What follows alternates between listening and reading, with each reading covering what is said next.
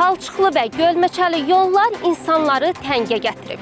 İkinci Kösalı kəndində 21-ci əsrdə bu yoldan keçməli olurlar. Hər gün onlar uşaqlarını məktəbə yola salmaq üçün bu yoldan qucaqlarında aparmalı olurlar.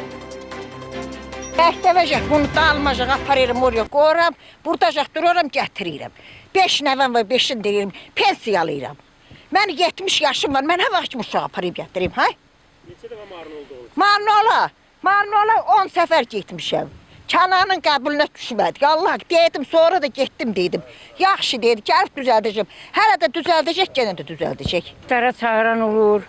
Meçidə getmək istəyir ki, edəmirik. Qocamız var, öydə 85 yaşında mənim anam var. Eşə çıxanmır.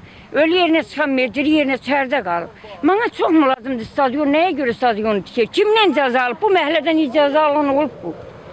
22 minlara yardım gəlib. Necə olub? Bax, buraya niyə xarışlamır 10-10 min? Nə qədər millət xarış var? Toy eləyirik, ölü yer olur, doldururuq. Buraya kimi xırıq gənə həmən şey olur. İkinci Kösalı kəndinin sakinləri illərdir yol problemindən əziyyət çəkirlər.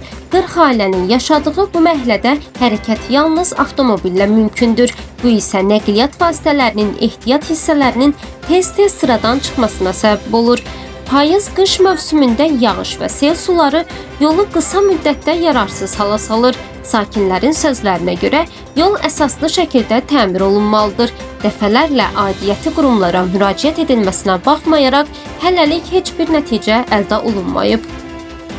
Anan qurban olsun, biz də yazığıq da. Həm gözüm kör, özüm davlerli adamam. O gün gəlib əlində çamadan qaplarla gəlib mənə skoru. Heç belə də insan da yaşar bu vaxtda. Ha, biraz sizi görəm Allahınızda yarım, biz də yazığıq. Valla nervlənirəm də olmur. Buy. Bir döyüb, papatız orada maşın getmir. Derəncə gələm axıda sənin qapına. Buy.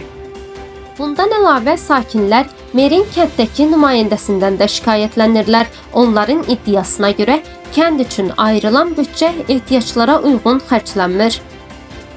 Kəndə ayrılan pulu kənd soveti yer. Mənim adım, fəmilim də dəyəcəm. Sovet istəyir, KGB gəlsin, mənim öyümə istəyir, polis gəlsin. Vəkilov Şərxan İsimxanoğlu adım. Yollarımız bu gündədir.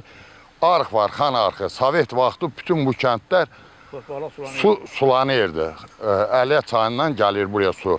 İndi bu suyu arxı işlədən yoxdur. Lejvədinli kəndinə, Cırata gedir, Xırama su.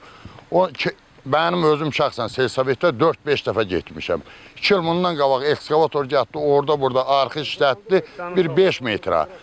Gələn il gətirib arxı işlədəcək. İndi həmən pulu Seysovetə mən sual verirəm. Sən mənə söz vermişdin ki, arxı işlədəcəm. Həmən pulu aldın, haraya qoydun, hat cibinə qoydun. Gət indi zəhmət çək, ayrılan pula, bu yola özün yox. Pulu gət buraya qoy, bizim özümüzün kəndin ağsaqqalları seçilib. Bir neçə nəfər ağsaqqal seçiləcək 5 adamın yanında 20 minlardımı, 25 minlardımı hamının gözünün qabağında qoysun, özümüz xırmızı tötürüb özümüz dağıtdıracaq. Bu dəqiqəm xalqın yoncaqsı sulanasıdır. Məsələn, indi yağış yağdı, hamının burası soluğu genəldir. Gəlsin, zəhmət çəksin, arxı işlətsin, cəmaatda yerini sulasın. Məsələn, Faraş badimcan basırırlar, Bolqar basırırlar. Hektarını 150 manata. Zar Doğalğalının bunu imenini qeyd edirlər. Bax, mən sizə deyirəm. Zar Doğalğalının atası gəlib bizim motoru arenda götürüb. Füzuli. 150 hektarına pul alır su sulamağa. Həmən arxı işlədin, zəhmət çəksinlər, işlətsinlər, pulsuz sulansın.